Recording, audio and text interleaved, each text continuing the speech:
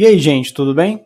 Aqui é o Rafa do canal Programador Lhama e vamos continuar com essa nossa playlist de Docker na prática com Python. Na última aula, a gente chegou de fato a fazer um projetinho bem básico, né? Utilizando a Framework Flask, mas que tem uma certa configuração que ela é bastante interessante para os nossos processos e para a nossa experiência, né, de containerização. E a partir disso, né, nessa aula, a gente vai pegar essa nossa aplicação mínima e vai colocar num container e a gente vai explicar todos os passos até a gente chegar na containerização propriamente dita. Mas por hora eu quero deixar esse projeto um pouquinho parado e a gente vai falar um pouco sobre alguns elementos em Docker em si e até sobre alguns comandos. Mas antes da gente começar, duas coisas. Primeiro que tem um cara aqui do lado da minha casa com uma roçadeira fazendo um baita discurso de ódio com ela. Então, se tiver algum barulho de fundo, me desculpem, né? Eu vou tentar tirar ele. E o segundo, né, é que é o seguinte, se você tem alguma dificuldade com essa parte toda de infraestrutura, eu vou pedir com que você veja primeiro o vídeo em si, que você entenda a metodologia de como que eu estou trabalhando com Docker, e depois que você retorne aqui nesse vídeo e tente emular e tente fazer, né, todos os comandos e todas as ações que eu estou fazendo aqui nessa aula. Então, vamos lá. Eu estou aqui, olha, com esse diagramazinho que a gente já tem apresentado, né, nas últimas aulas, e a partir de uma certa aplicação eu vou colocar ela dentro de um container, dentro de um ambiente Docker. Mas para isso a gente precisa de ter uma certa imagem. E o que é essa imagem aqui? Uma imagem ela vai ser toda a configuração necessária para o nosso container. Então a gente vai precisar de fazer uma certa configuração. Mas antes da gente mexer de fato com o arquivo de configurações para imagens em Docker, eu quero apresentar um outro elemento aqui, né, que ele é o Docker Hub. O que é o Docker Hub em si? Ele é bem parecido com o GitHub que a gente já conhece. Eu estou logado aqui na minha conta e o Docker Hub ele armazena imagens que são um pouco mais famosas, né, que são de algumas aplicações de uso para a gente. Olha, a gente tem algumas imagens aqui, né? Ou seja, a gente tem algumas configurações de ambiente para Mongo, para Node, para Redis, tem esses outros projetos aqui, até mesmo para Python, né? A gente tem uma imagem e a gente vai necessitar também de trabalhar com essas imagens. Nota que eu estou aqui, olha, em uma imagem do Python e quando eu clico em algumas dessas versões aqui, né? Alguma dessas disposições de imagens que a gente tem aqui, ele vai levar a gente lá para um GitHub, né? E aí a gente vai ter toda a informação de como que essa imagem é construída a partir de um elemento que se chama Dockerfile. E é exatamente esse Dockerfile que ele constrói uma certa imagem para a gente. E aí a gente vai brincar com essas imagens e a gente vai construir o nosso próprio Dockerfile, né? Isso daqui, né, essa página que eu acessei, né, para ver essas verificações aqui, por exemplo, do Python, ela está no Docker Hub, sem nenhum problema, você acha ela aqui e clica, e eu vou fazer a título de exemplo, né, o Hello World. A gente vai ver como que a partir da imagem do Hello World a gente consegue levantar um container e a gente consegue ter uma certa ação a partir, né, desse container. Se você vê essas páginas aqui no Docker Hub falando sobre imagens, você vai ter toda uma certa referência, você vai ter até mesmo, né, em algumas um exemplo de uso, né? Olha que a gente vai ter, né, de fato, um Hello World aqui, né, uma certa informação que vai apresentar para a gente. E vamos fazer isso daqui, né? Vamos ver como é que isso daqui se comporta nessa máquina. Eu estou aqui no meu terminal, eu vou colocar o comando docker run hello world. E o que vai acontecer quando eu rodar esse comando aqui? O Docker ele vai ver se eu tenho alguma imagem, né, chamada hello world da minha máquina. Se eu tiver, ele vai levantar o container logo. Se eu não tiver, ele vai lá no Docker Hub, né, naquele site que eu acabei de mostrar, vai coletar a imagem hello world, vai colocar essa imagem hello world aqui nessa nossa máquina e vai construir o nosso container. Vamos ver como é que isso daqui fica. Olha, eu não consegui achar essa imagem no meu local e agora eu estou fazendo, né, a coleta dessa imagem. Eu fiz a coleta e aqui está a ação. É um print que ele apareceu, né?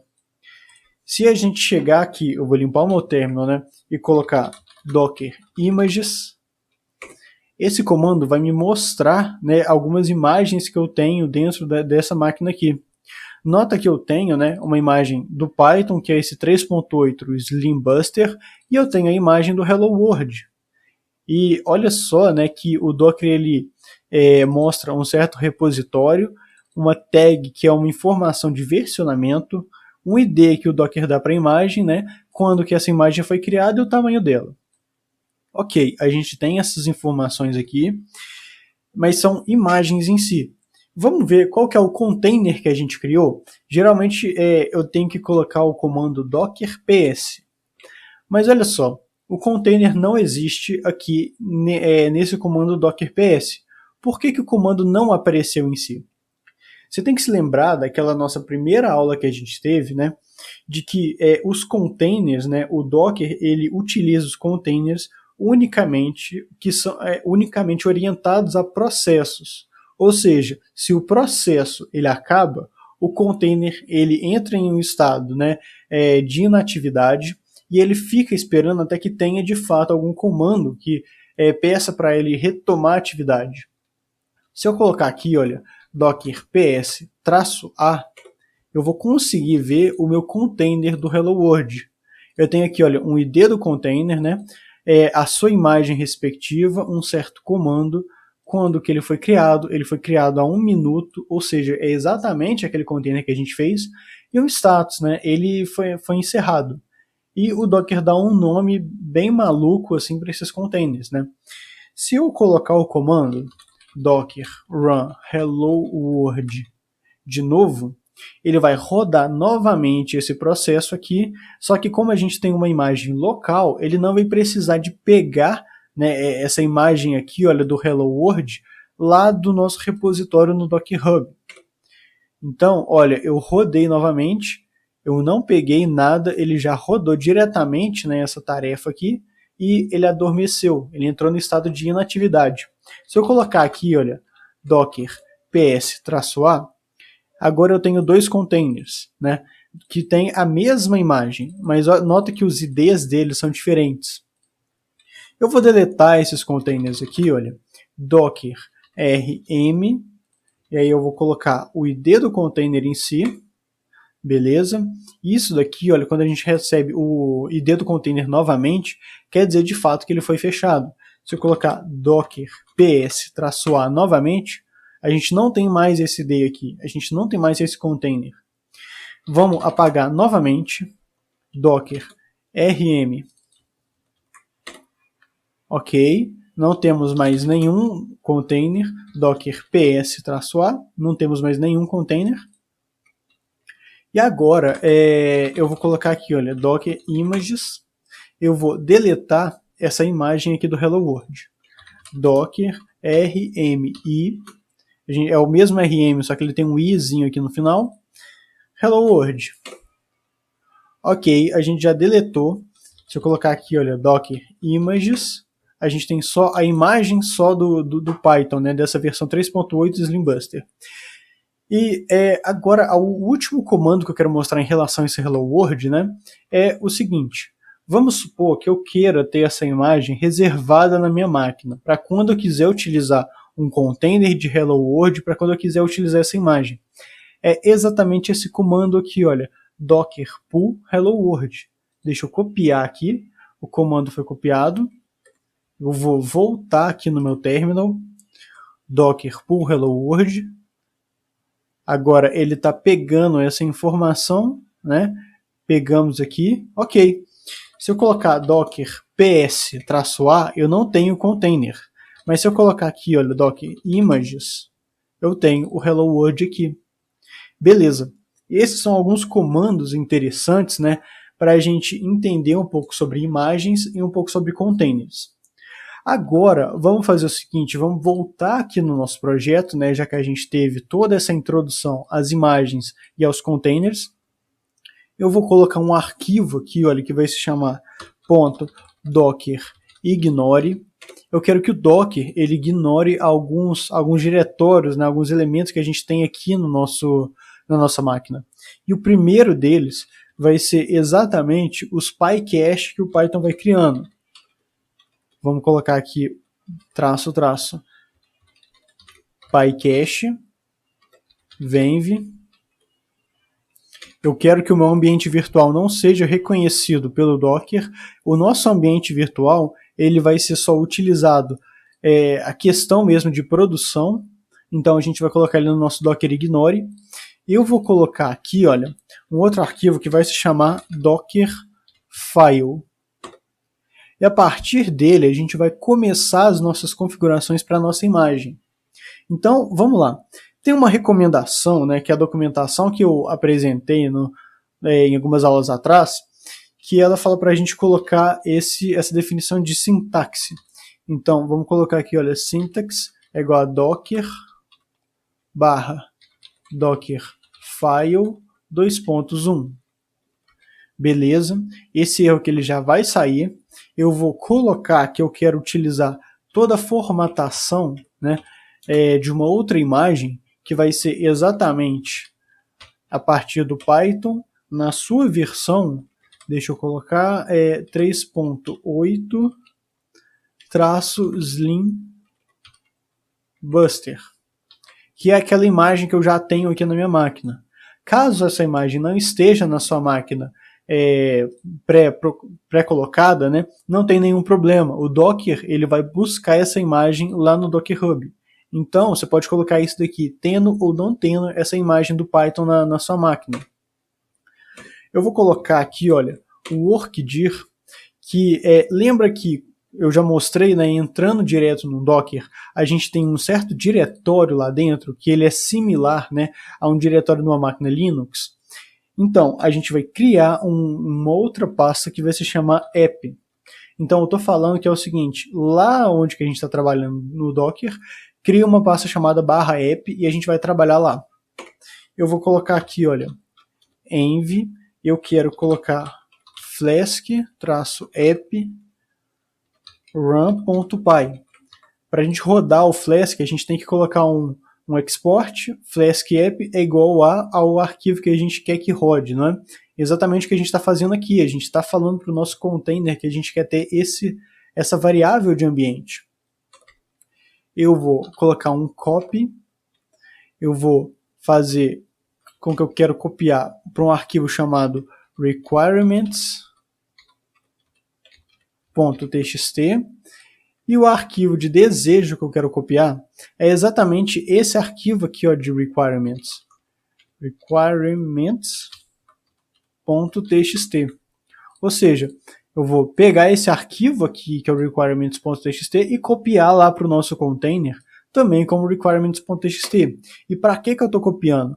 Porque a partir dele eu vou rodar, né, o nosso pip3 e eu vou instalar direto no nosso container, requirements.txt. Beleza, copiei todas as nossas dependências de pacotes do nosso projeto para o nosso container e rodei uma certa instalação. E agora eu vou colocar copy, eu quero copiar, né, tudo que a gente tem para o nosso diretório /app. E aí eu coloco só esses pontos. Ou seja, copie tudo que a gente tem nesse diretório aqui, todos os elementos que estão aqui, para esse /app que é onde que a gente já está trabalhando. E por fim, eu vou colocar o comando cmd para a gente rodar alguns comandos. Vou colocar aqui Python 3. Eu vou colocar aqui o próximo comando, que ele é o -m. O próximo comando, né, vai ser um flask run. E por fim, eu vou colocar aqui, olha, --host é igual a 0.0.0.0, 4 zeros.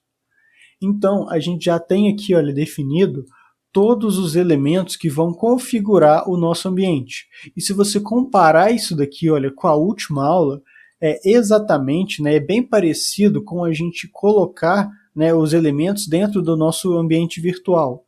A gente pega os elementos de requirements e instala eles, né? Só que no caso aqui a gente está copiando tudo, né, todo o nosso projeto para esse nosso diretório /app que a gente vai trabalhar. Vamos lá, agora vamos transformar isso daqui, né, esse código, numa imagem propriamente dita. E para isso a gente tem o comando, eu vou colocar ele na verdade aqui, né, que é o docker build --tag para a gente dar um nome para essa nossa imagem, docker-python. E eu vou colocar aqui um ponto. E olha o que aconteceu. Ele fez o primeiro comando, ele pegou todos os elementos, né, que estavam no nosso requirements, está instalando cada um deles. Beleza. Ele copiou todo o nosso projeto e ele rodou aquilo que a gente necessitava, né? Então, a gente teve uma build ok, sem nenhum problemas. A gente tem esse daqui, olha, que é o nome da nossa imagem, né? E vamos voltar um pouco aqui. Ele fez todo o processo que a gente queria. Ele criou aqui, olha, nossa variável de ambiente, ele criou o nosso diretório e ele foi lá e pegou a imagem que eu já tenho do Python 3.8, né, Slimbuster, e utilizou ela. Feito isso, vamos dar uma olhada aqui, olha, docker images. Eu tenho aqui, olha, docker python latest, que é a imagem que eu criei, né, foi criada há 42 segundos. Se eu chegar aqui, olha, docker ps-a, eu não tenho ainda nenhum container, eu só fiz a imagem. E para a gente colocar, né, para a gente rodar essa nossa imagem, já ter o nosso container, docker run, que a gente já utilizou aqui, docker-python.